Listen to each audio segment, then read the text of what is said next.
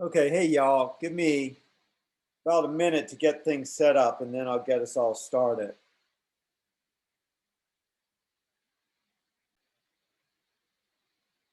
Okay, so let's get going today. And what we have on tap for the next 2 days, so today and Tuesday, is how you write templates in C++ and Java, and more generally, how you handle creating generic code where you want to use the same data structure like a list to store different kinds of types like ints or strings or employee records, but you don't want to have to write the code, repeat the code every single time because it's essentially identical except for the type names. And the same thing with generic functions like a sort function or a search function where the algorithm is the same and the only thing that changes is the type of the values. And this is often called polymorphism, the ability for the same piece of code to execute with different types. So that's what we're talking about for the next couple of days. Before we get to that, I just want to talk about one thing with homework 4, which y'all will start probably thinking about over the weekend. And I just want you all to know that on problem 7, you're rewriting the graphics problem from homework 3 that popped up a window and checked to see whether some points were in the different objects and made you draw the objects. And all you're doing this time is you are going to be creating a package named graphics and putting your files into there. There's two things I want to make really clear about homework, about this problem 7 and homework 4. First of all, the graphics driver does not go into the graphics package. It has to be placed outside the graphics package. Okay, it makes it too easy if it's placed inside the graphics package. So graphics driver.java is not going to be part of the graphics package. By the way, you will take graphics driver that I provided you in homework 3 and you will modify it. So you will find that most likely when you do the modifications, this is number 2. So point number 1 is graphics driver has to be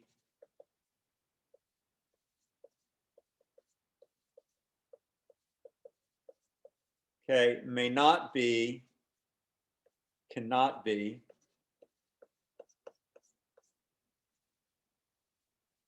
part of the graphics directory or the graphics package.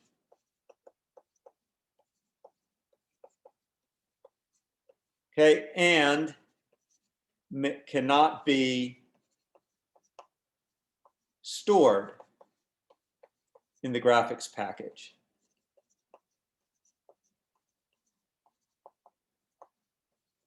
Okay.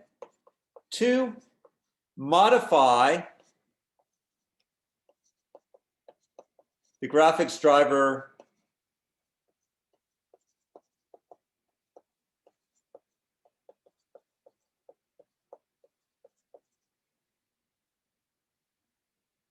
file I gave you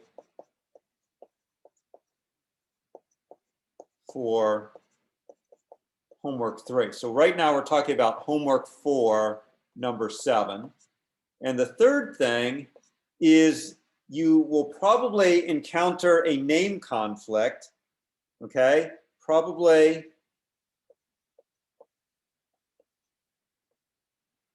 will have a name conflict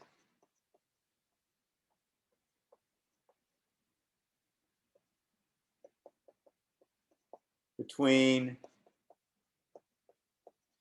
java.auth and graphics, that's the name of your package, for a rectangle. You will need to fix it, okay? That's part of the problem is I've shown you how that can be fixed. So there are ways to fix that name conflict. So you're allowed to modify and will need to modify. So you're allowed, you may modify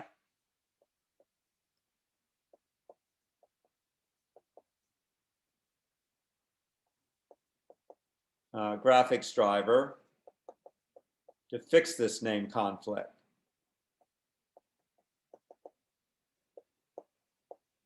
Okay, you'll have to modify it also in order to get the graphics package, to use the graphics package. So there's a couple modifications you'll have to make to graphics driver in order to make it work with the new package stuff.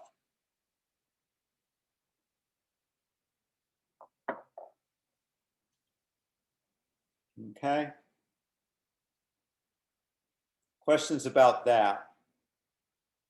And then there was one thing that I did forget to kind of tell you last time with respect, I don't think this will come up in the homework assignment, although I could be wrong, but if you are having a class that contains, let's say you have foo contains main. Okay, so foo contains main.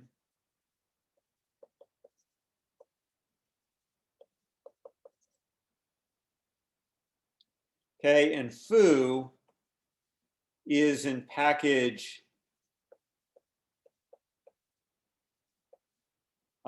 X, or in package, I'll say BVZ.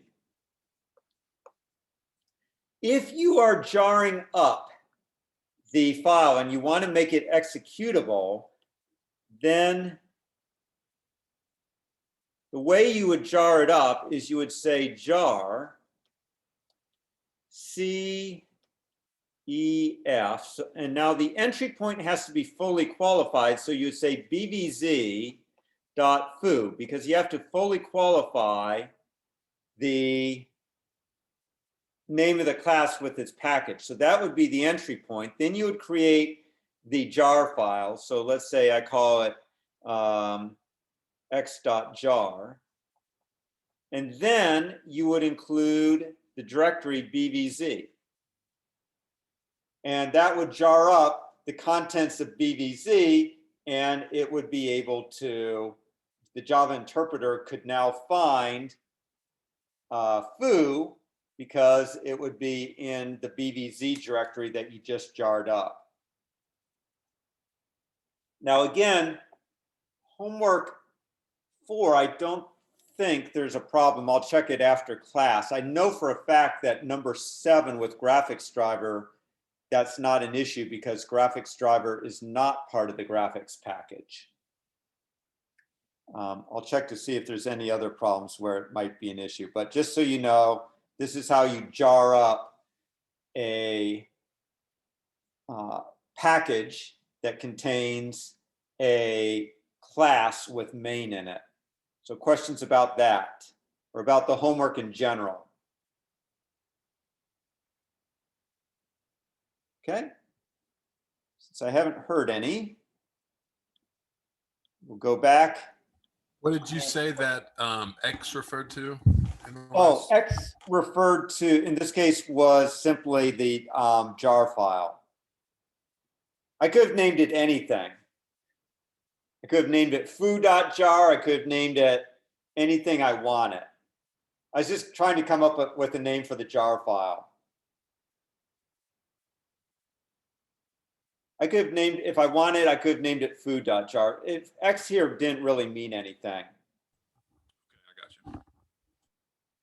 It was just an arbitrary name I was giving to the jar file.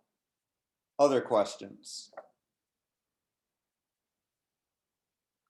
Okay. So basically the idea is we're going to talk about generics in C and C++ today, and then we'll talk about generics in Java on Tuesday. And again, polymorphism is the ability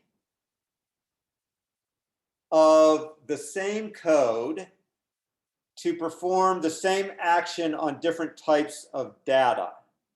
And that's actually more referring to something we call parametric polymorphism. So there's two types of polymorphism that we often talk about. One is parametric polymorphism, and it means that the same piece of code can be used to execute on different types of values. And it's up to the compiler as to whether it compiles multiple versions of the code, which is what C++ does. For each different instantiation, for example, of a list, it compiles a separate piece of code, or whether it compiles only one piece of code, which is what Java does.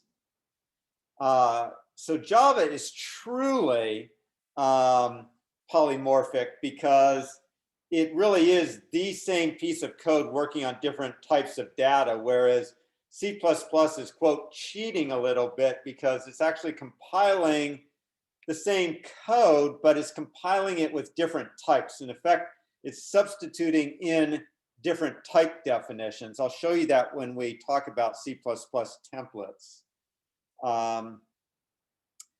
So at any rate, parametric polymorphism, essentially the idea is the types are parameters to the code, and the code will work the same. It's the same code, just working on different types.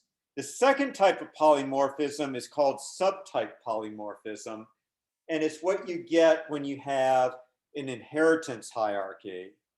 And there, the idea is the procedure has the same name, and the behavior for that procedure should be the same, but the implementation might be different. So the draw method that you used in homework 3 is a good example of subtype polymorphism. The idea behind the draw method is it draws an object to the screen, but the implementation is different for each subclass.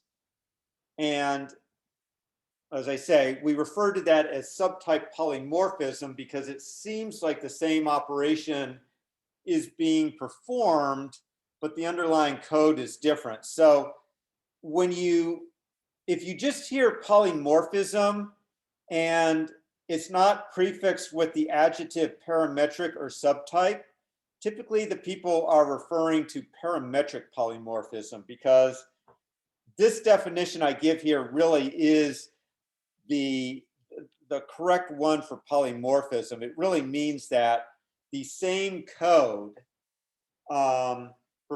is used on different types of data. So what we're really, when we just say polymorphism and we don't say anything else, usually we're talking about parametric polymorphism. But if we preface it with subtype polymorphism, then what we're talking about is the fact that we're talking about virtual methods, essentially. Different methods implementing the same operation in different ways.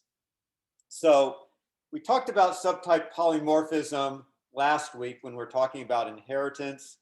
And this week, when we're talking about templates, we're going to be talking about parametric polymorphism.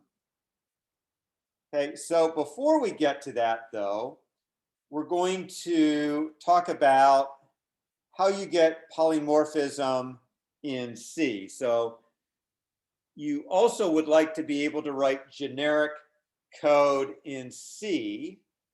And the way you do that in C is with the type void star. So basically, what you do in C, if you want to have a generic data type, is anything that's supposed to be generic, you declare as a void star. So for example, if you have a list node in C. You would declare it to be a struct. So this is C. And you would have void value. And then you might have list node next. So that is not generic. That is another list node. But now you can store generic types in this list by simply storing whatever you want. Anything can be stored into a void star, I suppose, as long as it's a pointer. So it works as long as you have a pointer.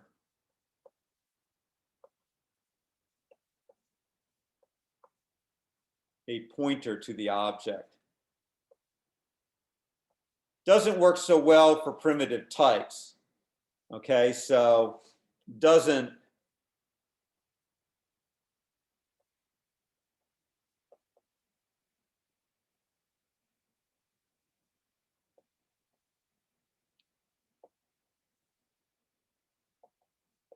I'm just curious, can I get a show of hands? Has anyone used Dr. Planck's JVal library? Anyone? Okay, a number of you have, great. So this is what Dr. Planck is doing in his JVal library. He's essentially using void stars to store generic values. And then he is getting clever, and he knows that in a void star, it's at least 4 bytes because it's a pointer. So he knows that he can also store a int value in there. And I think he uses a union. So his unions, he gets, gives him doubles as well. So he's being even a little more clever with using unions to get genericness. But the most common thing is to kind of just stop with a void star. And that does allow you to cram an int and a bool and a char in there as well if you're clever, because they also occupy 4 bytes and can then be cast down. So basically, when you're getting something out of here, you would then just downcast it to the right value. So for example, you might, with a list node, there might be something like a get node value for a list node.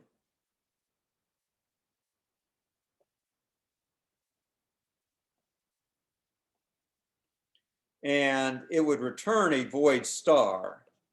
So it would return n value.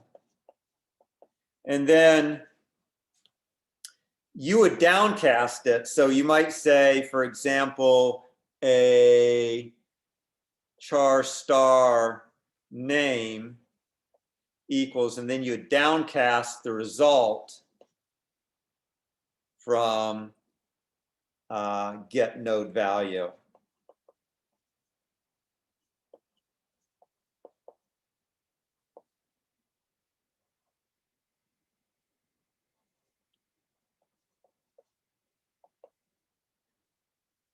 So I actually came up with a more comprehensive example for you to show you the use of void stars and how you make everything work.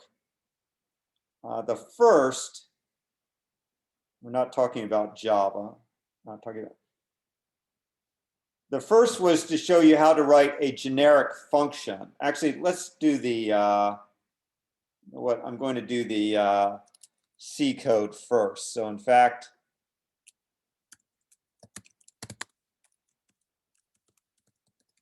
okay, so here's a stack, and it's going to be a generic stack. So I give it some operations: stack new, stack push, stack pop.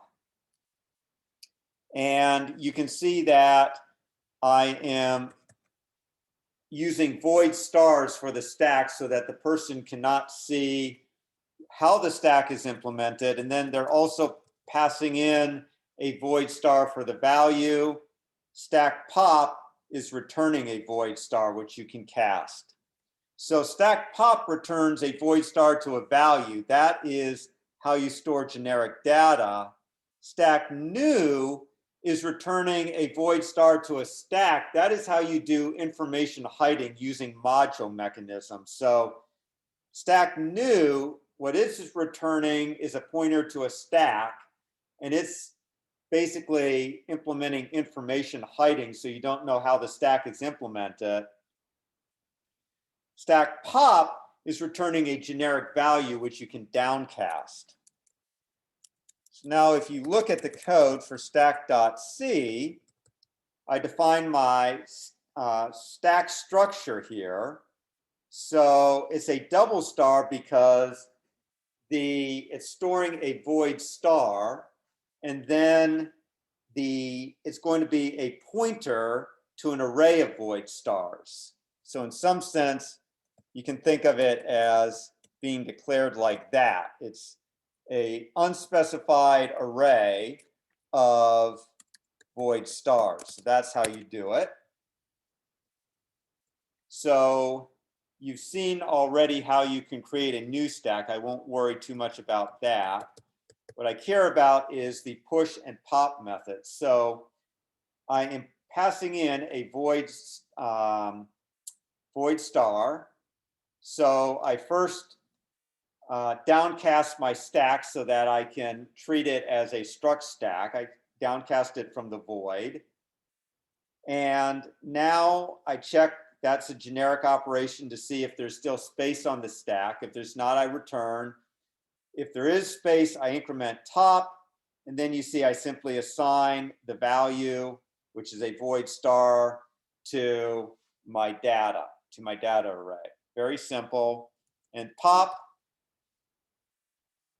it also downcasts the stack into a struct stack that I can use. Checks to make sure that the stack is not empty. If it is, it returns null. Otherwise, it decrements top, and it simply returns the value at the top of the stack as a void star. So if I want to use it,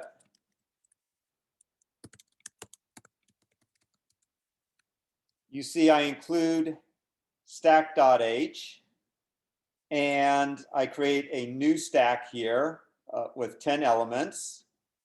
Then I am reading some stuff from the command line. And of course, I'd be subject to buffer overflow attacks with this, so don't worry too much about this crummy use of fixed length arrays. I'm not sure that this would actually limit the size of the string to 15 or not. At any rate, the thing to focus on is I'm reading commands. If it's a push command, then I am reading some input from the push command, and I'm pushing that character string using string dupe onto my stack. And if it's anything else, no matter what it is, I'm popping in the item and printing it. And you can see that I call stack pop right here, stack pop, and I downcast the result to a char star. So we can see if it works. I can compile this.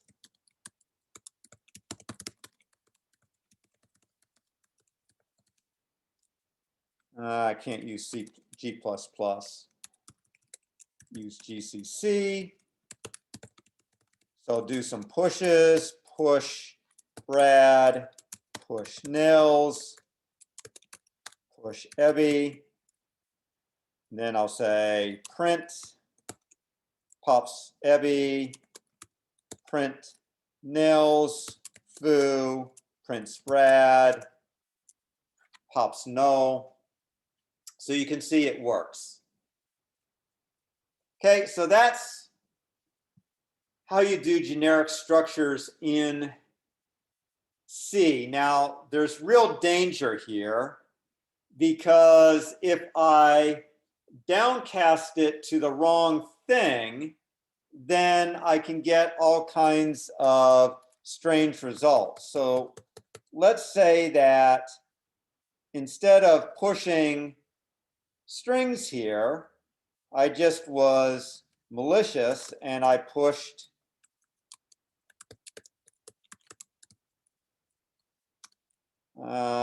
integers. Just for the heck of it, I pushed integers onto the stack. And I pushed 0 specifically. So now I run it. And it's happy with my pushes. Whoops. Print and push.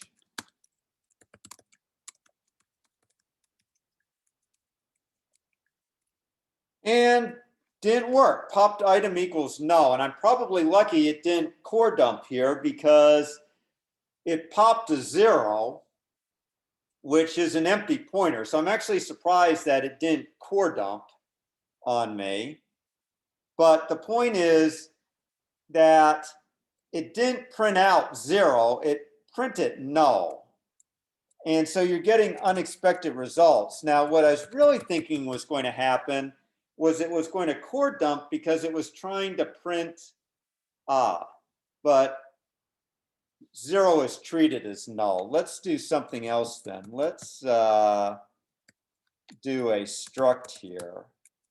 So we'll do struct person, and we'll say char star name int age,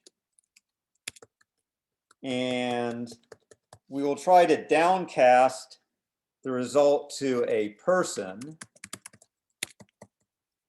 and we will try to print out the name.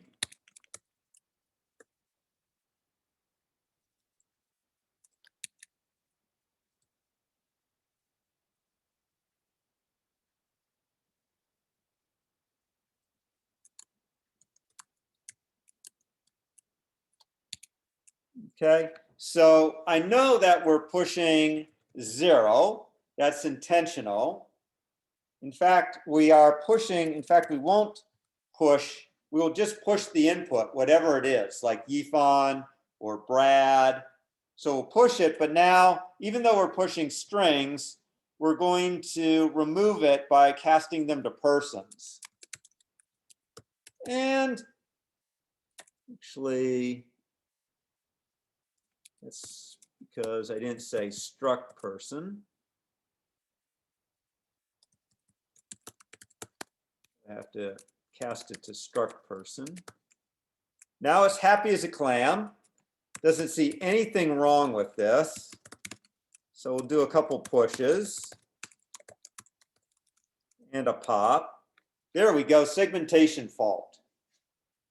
Okay, so no runtime error checking. It just segmentation faults because there's no way for it to verify that what I pushed onto the stack were struct persons. In fact, what I was pushing onto the stack were character strings.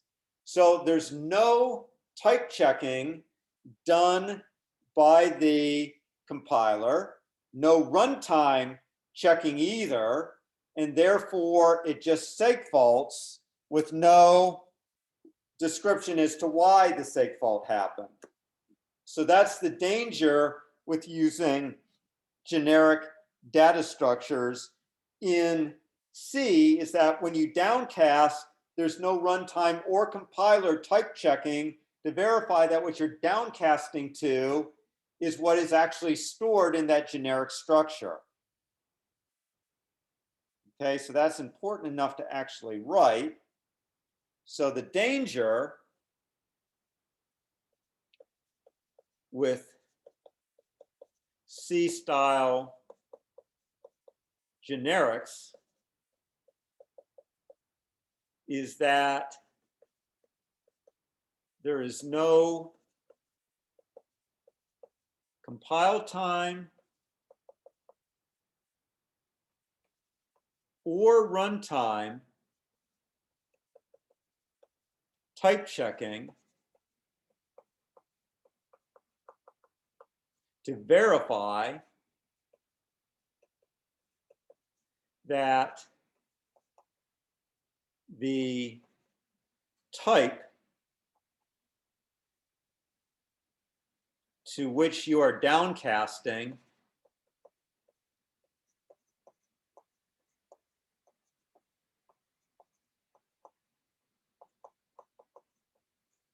is actually the type of the object stored in the generic structure.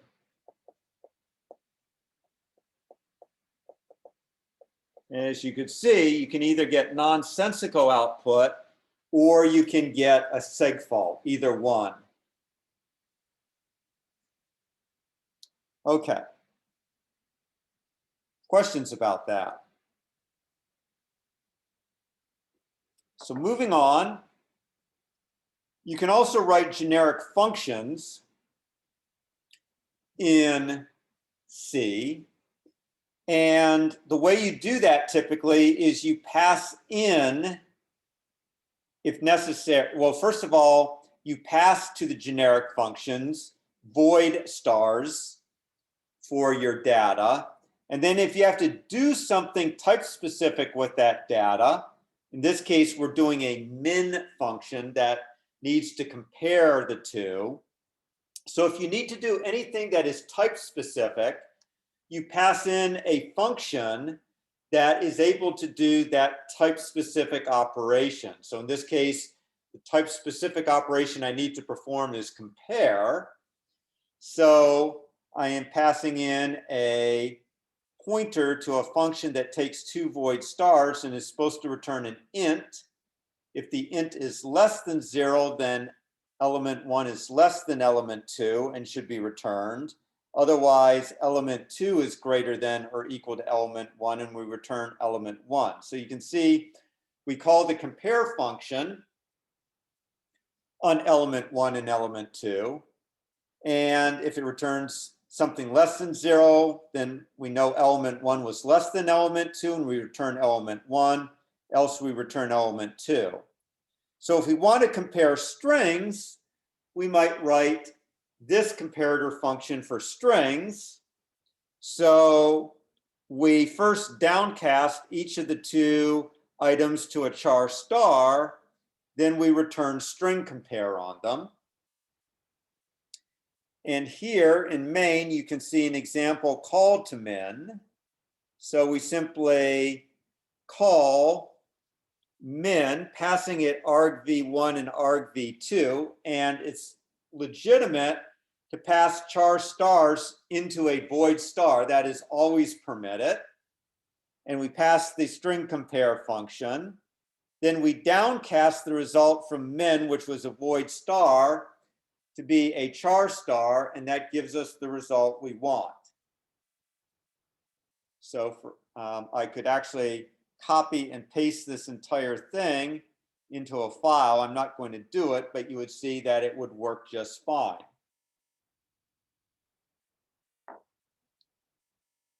Okay, so this is how generic functions like qsort or sort work in C, is that they are taking data structures that contain void stars, and then they are taking functions that perform any type specific operations and calling those functions for the type specific operations. So basically, what C is doing with its polymorphism, so C polymorphism, okay, is same code is used for all data types. Okay, C uses void star for the data type,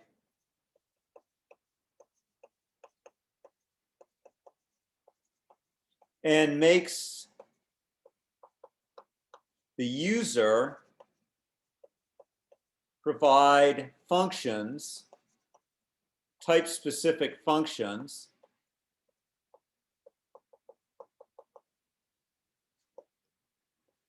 for any operation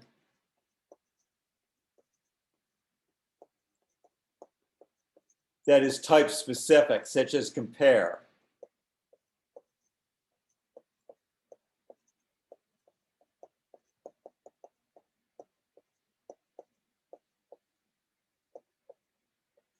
So basically, anything that cannot be done generically, that requires a type-specific operation, the user provides a function that does that type-specific operation. So that is C polymorphism. Any questions about C polymorphism?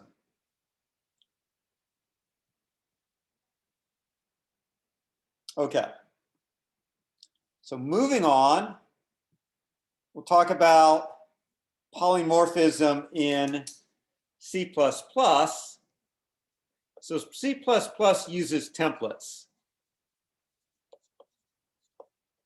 for polymorphism, and you all are very familiar with how to do that. For example, if you have a vector and you give it the type parameter in brackets and then the name of the, whatever the name of the variable is, like stack.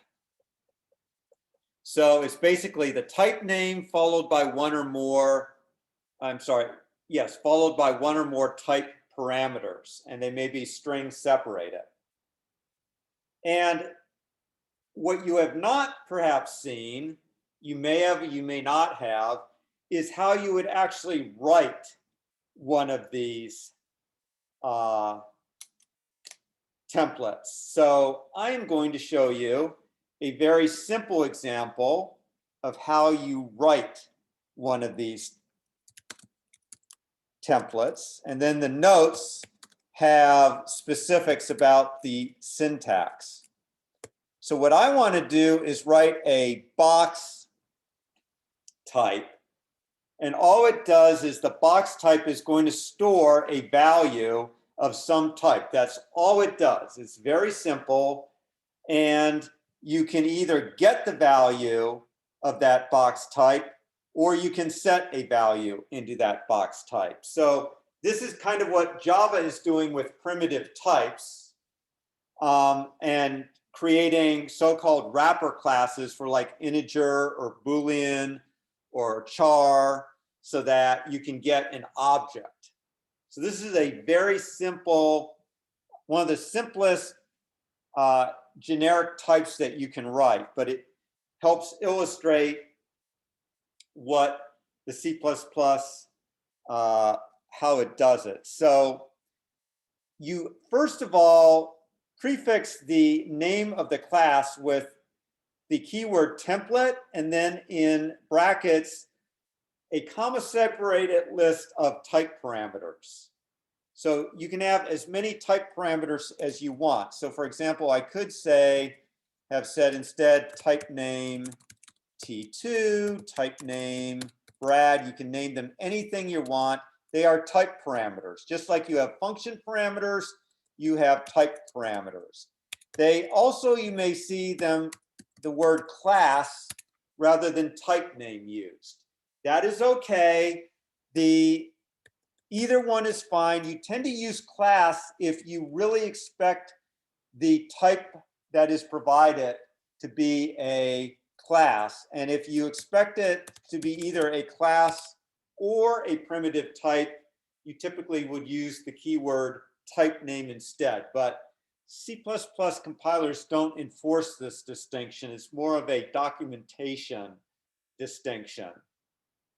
At any rate, here, I want to be able to box up either a primitive type or an object. So I'm using type name. So then you have class, and in your declaration, this is the .h file, you go ahead and declare all of your operations in your instance variables. But when it's generic, you can see that I use the type parameter. By the way, changing that back to a T. So here's your type parameter T. So I'm, instead of putting in a specific type like int or string, I'm using the generic type T. Same thing for the constructor. It will take the one argument constructor takes a generic type T value and stores it in value. Then get value returns something of type T, and set value takes a value of type T. So that's the declaration of .h. So now I need to declare these functions, and I do that in box.cp. Box. It's not letting me quit. There we go. So here's box.cpp, where I declare the two functions. I defined the constructor in the .h file. So for each function, it starts again with that same template format that you saw for the class. It's identical, template followed by the type parameters. So get value returns something of type T. Remember, in C++, you have to prefix the name of the method with the name of the class, which is what I've done here. But in this case, I have to not just give the name of the class, but I have to give the list of type parameters. So if I had up here type name T1, type name T2, type name T3, down here I would actually have to write T1, T2, T3. Yes, an enormous pain in the neck.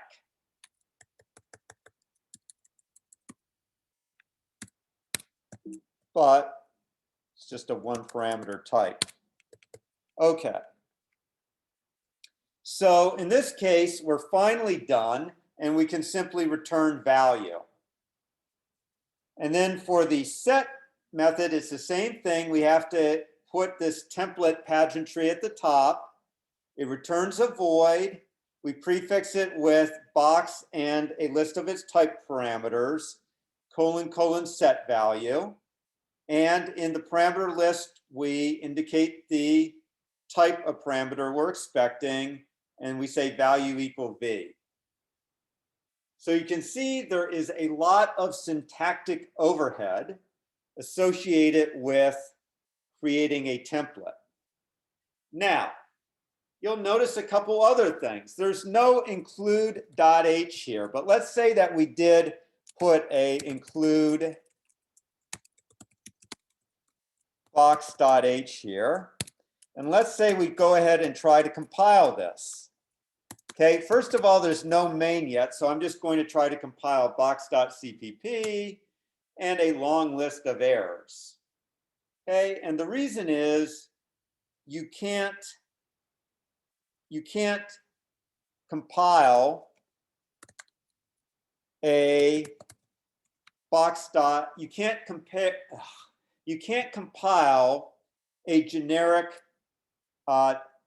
box.cpp because it doesn't know what the types are, so it can't emit the proper machine language instructions. Like if I had return value less than 10, it doesn't know what the type of value is, and therefore it doesn't know what kind of machine instructions to emit for that less than operator. So you can't directly compile a template file. And that's why there's no .h file here. Instead, you may have noticed at the bottom of this box.h, I had this include statement. That's what you instead do, is you include box.cpp at the bottom of the .h. And then when you include the .h file in whatever file uses box, the .cpp file will be sucked in as well. So here's box driver. You can see I include box.h up here. And then I have two different boxes, one for a string and one for an int. And what is happening under the covers where you can't see it is that C++, I'm going to go to Emacs for a moment.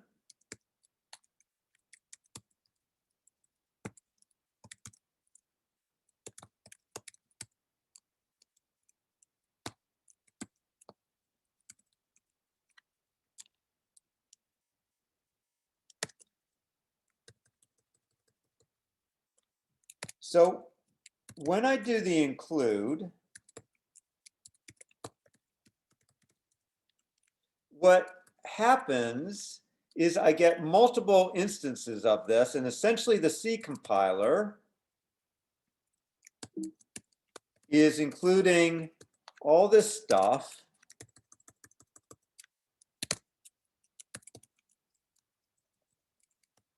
And it creates, whoops.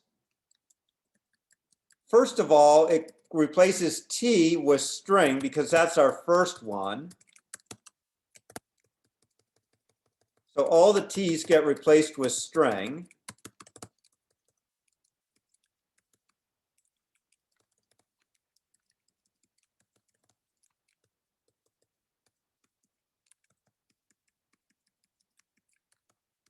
And then it creates a completely separate set of code for so in effect, this becomes a box string.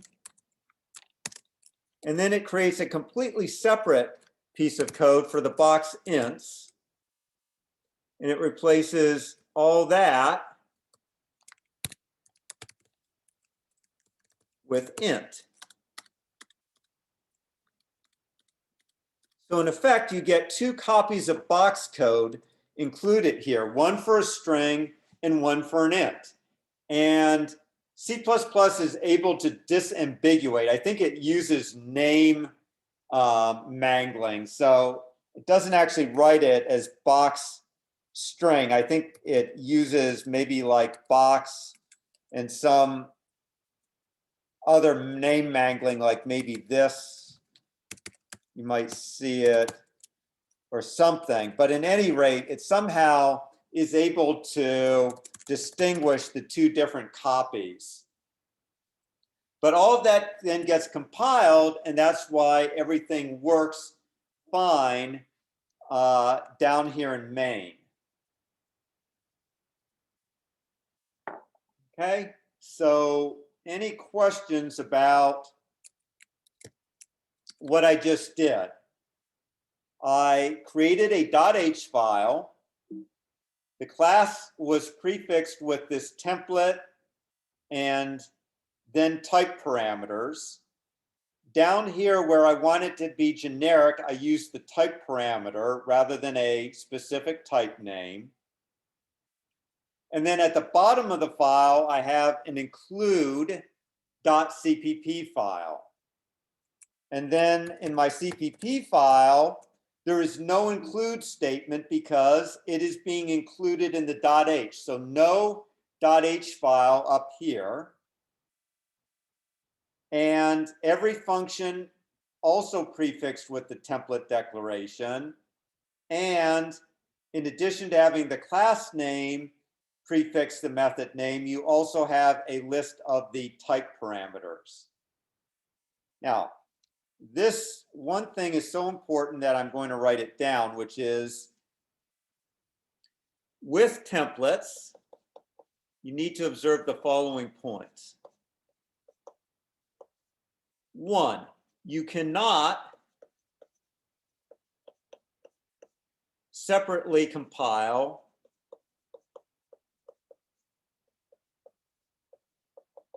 the templates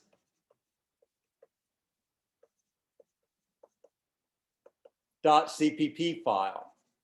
Again, that's because without knowing the type names, the compiler cannot emit the appropriate machine language or assembly language instructions. Two, at the bottom of the .h file,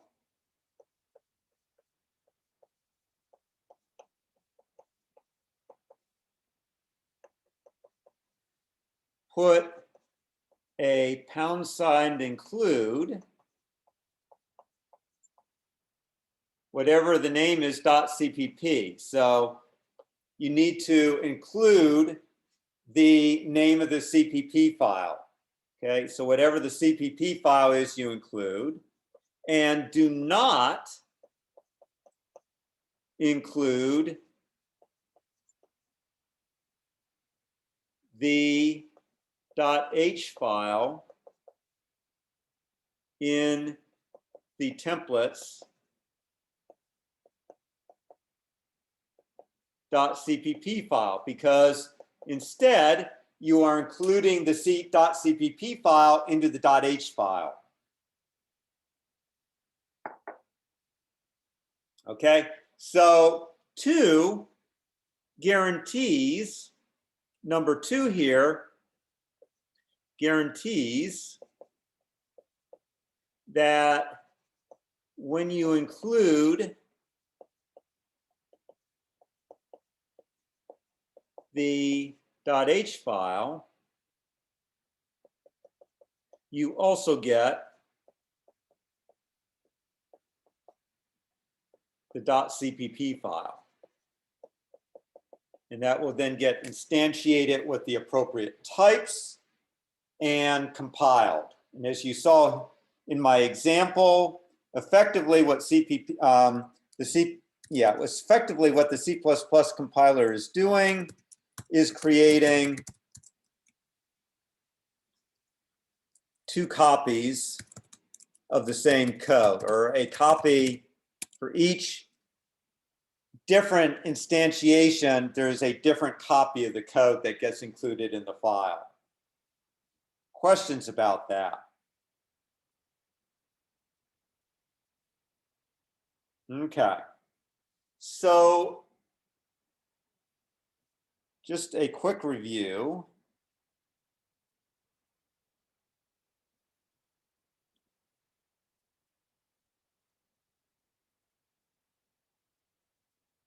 You can either say in the template declaration class or type name, you can have an arbitrary number of type names.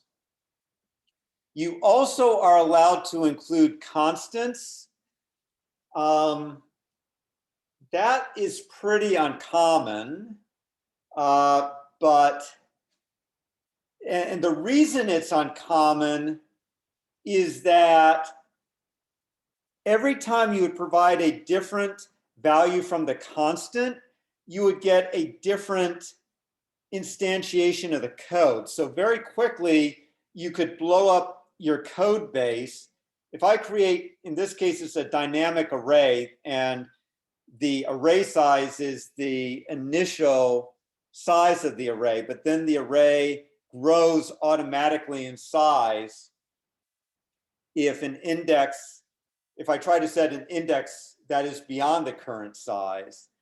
So if I provide a different array size like 15, then I get a second version of the code that has an array size of 15. And so very quickly, I end up with multiple copies of the same code for the same type.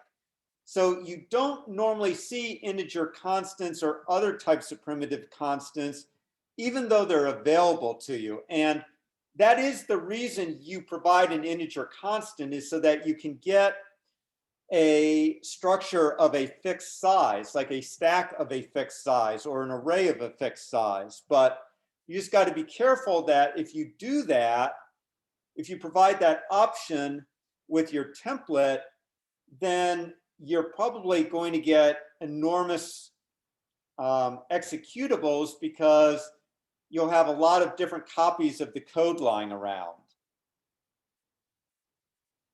Okay, so this is, I'm not going to, I just went over an example, so I'm not going to go over everything that I just said.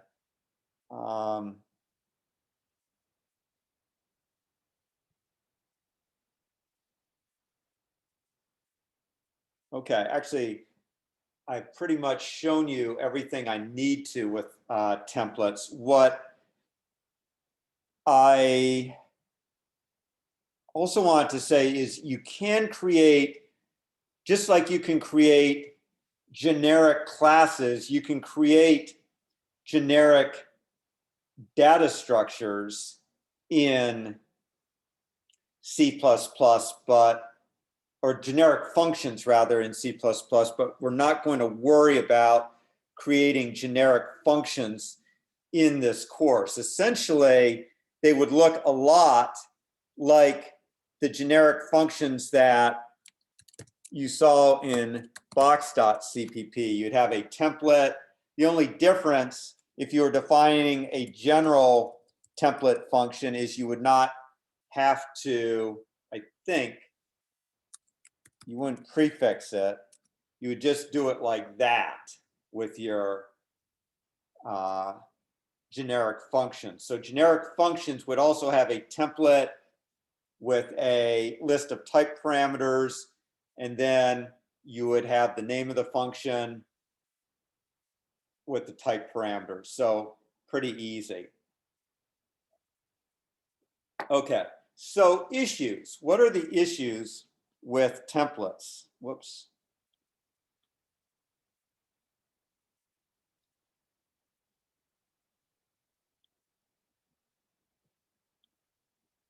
Hey, there's a couple issues with templates. So issues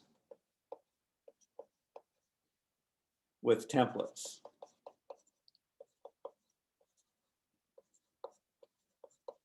Okay, one, compiler warnings are hideous, and almost compiler warnings are pretty much compiler messages, error messages, tend to be unreadable.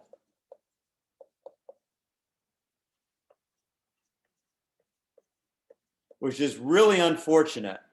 So it's very hard if you have syntax errors in your template code to figure out what they are, because the compiler doesn't tend to do a very good job with them. So for example, let's create an error. I'm going to intentionally create an error, my box.cpp. I'm going to leave off this. So I left off the type parameters there for box. I simply forgot. It's supposed to have that T there. I forgot. So I'm going to leave it off, and I'm going to try to compile box driver. Whoops, box driver, and make sure that I didn't mess up box driver. I didn't. Okay, notice there's no, here's another error I often see with compilation.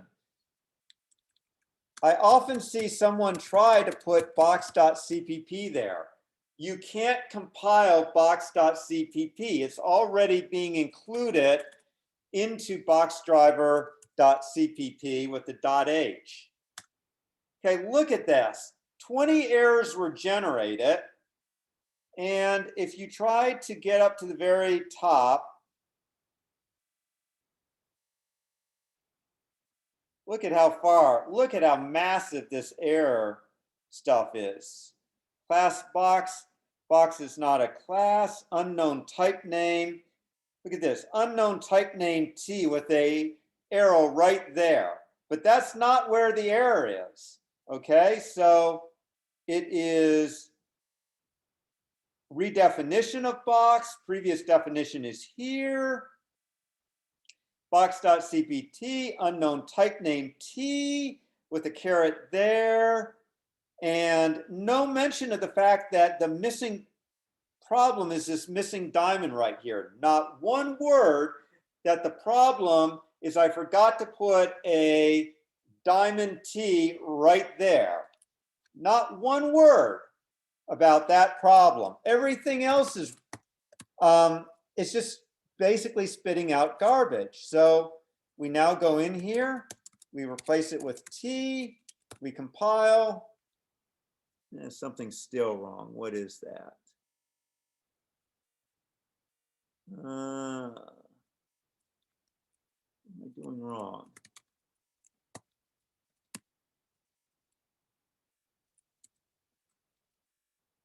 I have this template T1. Okay, it compiles. Okay, now, so it's happy. Let's go back. and get rid of this, see if it's any better, because I did have the T1. But no, it's no better. Tons and tons of error messages. Nothing that would lead you to think, and look how massive it is, right? I'm just scrolling back. There's that one error, and it's just, I can't even find where the compilation started. It's such a mess. So all I can say is be careful, because you're going to get pretty unintelligible error messages from the compiler. Okay, problem 2 is that what happens if the code attempts an operation not supported by the type, instantiated type?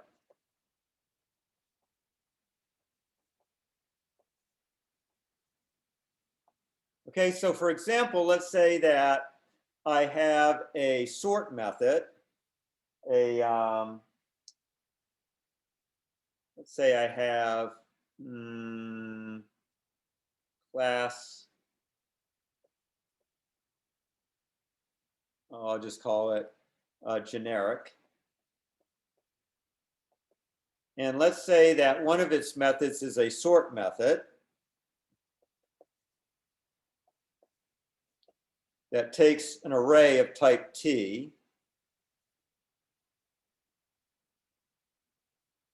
and sorts them.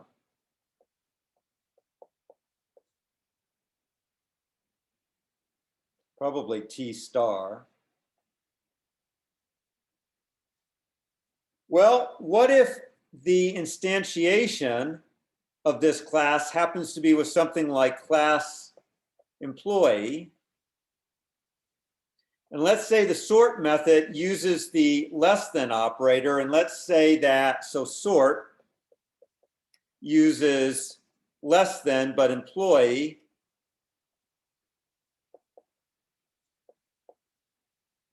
does not define less than. Well, the compiler spews out big long error messages talking about how that operation is not supported. So let's actually give that a try.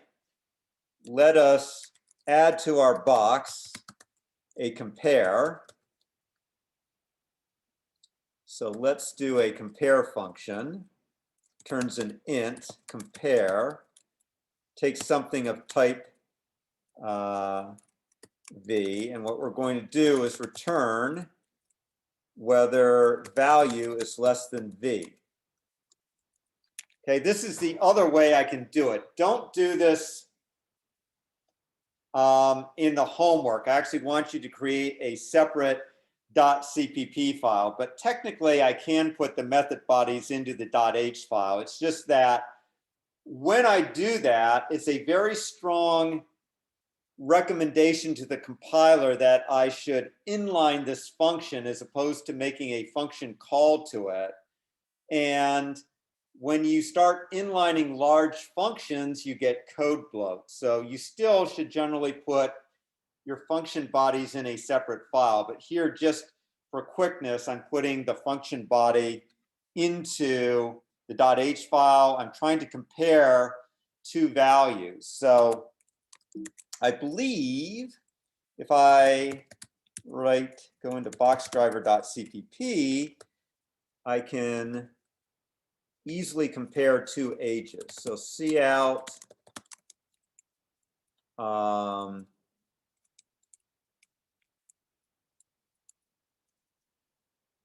I'll just do cout age.compare with 25. So the answer should be 1, because 21 should be less than 25.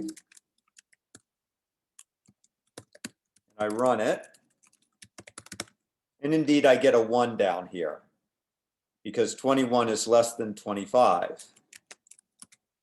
Okay. Now, let's instead create another box. And up here, let's create class employee and give it a string name, but no comparison operation.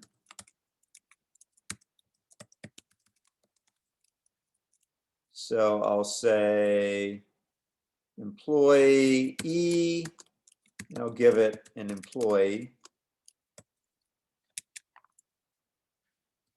And now down here, I'm going to try to compare, actually let's give it a 1 argument constructor.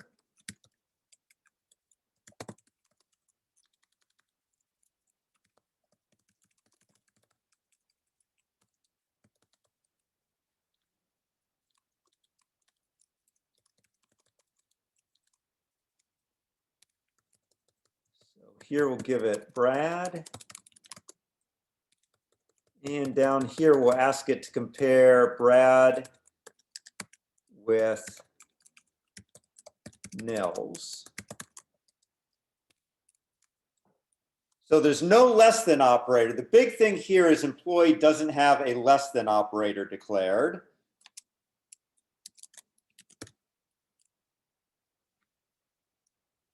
And it says error invalid operands to binary expression less than in instantiation of member function e.compare. So you might or might not get from this error message that there's no operator less than provided by employee, that's the problem. So you will get an error message. So what happens is you will get an error message. So you will get an error message.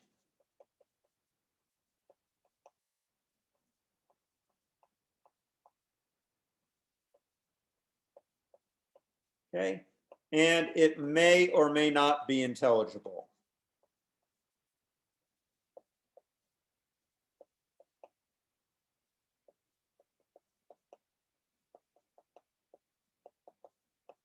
But at least it will be caught at runtime. You'll get a compiler error message.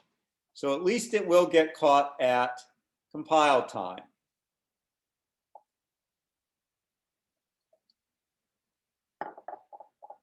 Okay, and then the final issue is why doesn't the linker complain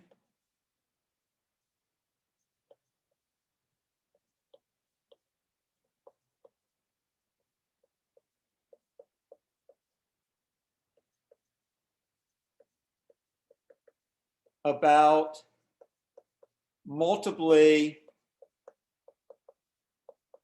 declared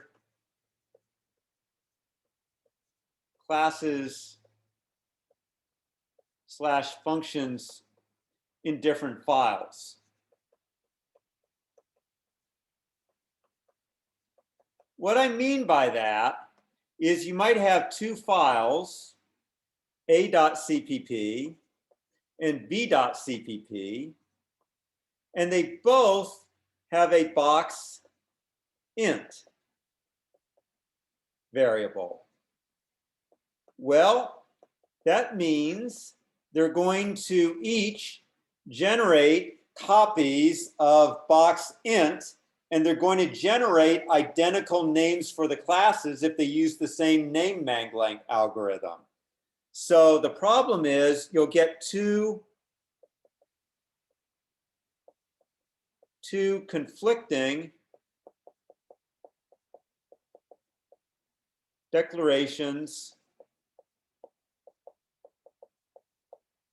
of box int.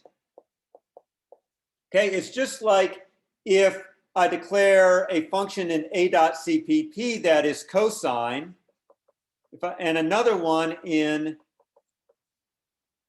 and they both take an int, and they both return a float, and I define them each in a.cpp and b.cpp, the linker will complain because you can't have two functions with an identical signature in a program. So the question is, how does C++ handle this problem that in two different .o files, you're going to have essentially the same declarations for a data structure that has the same type? And the way it deals with that, two companies called Borland and Seafront came up with different solutions. So essentially, you can read it, but essentially what Borland said is, the Borland model says, okay, we will comb through the .o files and remove duplicate instantiations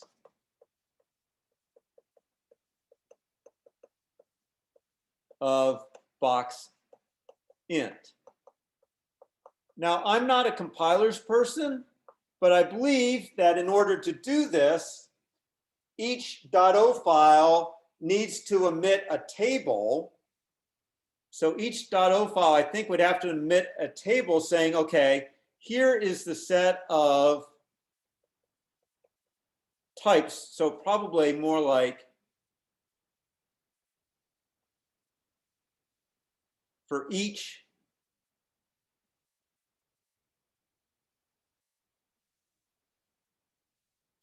type, it would probably give a list of the types that were declared for it, like box int string, and at what point in the .o file, maybe this declaration starts at 0x10 and goes to 0x50, and this one starts at 0x80 and goes to 0x130, so that when it merges the .o files, it can figure out where the duplications are and where the code was in those .o files so that it can remove them so that you don't get code bloat. So that's the Borland method.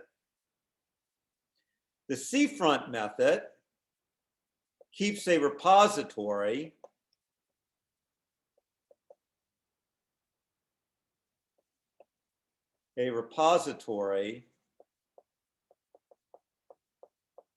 of instantiations.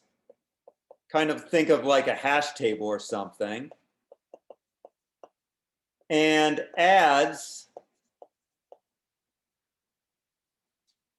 an instantiation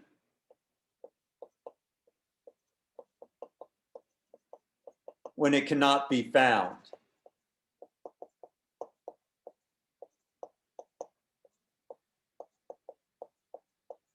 So the Seafront way, in some sense, is easier because the linker is simple, or as you're compiling actually your different .o files, it just checks to see whether there already is an instantiation of, say, box int or box string, and if there is, it just takes it, and if there, or it creates a pointer to it, and if there isn't, then it adds a new instantiation to the repository. The problem is you have to start doing project management. You can't do, in some sense, separate compilations of your .cpp files because you have to know they're all part of one project in order to know that you should be adding things to which repository. Or if you delete a file that contains the last instantiation of box string, then the instantiation of box string should be removed from the repository. So this, in some sense, is easier, but less efficient. The C-front way is complex, but more efficient, because the complex is you have to, in effect, do project management with it. So this is the one that most C++ compilers use, including the GNU compiler. So the Borland approach is the approach used by the C++ or the GNU compiler that we use. Okay, so that gives us generics in C and C++. So in C, again, we use void star. In C++, we use templates, and today we showed you how to do templates in C++. So just remember the hints that I gave you for how to write them, that you can't separately compile a template CPP file. At the bottom of the .h file, put a include.cpp file. And finally, do not include the .h file in the templates.cpp file. You do that, you'll be okay. Tuesday, we will go into the Java way of doing things, which is easily kind of, from a user point of view, the most straightforward way of doing things. But we'll also show you how you can have some wrinkles that can make things both more powerful in terms of expression, but also a little harder to understand. So with that, I'll let you all go. Have a good weekend, and I will see you Tuesday. If you have any questions, feel free to holler.